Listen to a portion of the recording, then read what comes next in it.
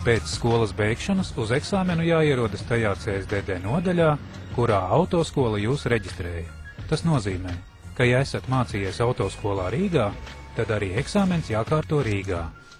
Nokārtot eksāmenu un saņemt A kategorijas vadītāja apliecību jūs varat CSDD nodaļās Ventspilī, Talsos, Liepājā, Jelgavā, Rīgā, Valmierā, Daugavpilī, Gulbenē, Jēkabpilī vai Rēzeknē.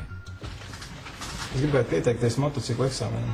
Piesakoties eksāmenam jāuzrāda derīga medicīniskā uzziņa, pirmās palīdzības mācību kursu beigšanas apliecība, auto apmācības iestādes beigšanas apliecība, pase vai, ja ir, Latvijā izdota vadītāja apliecība.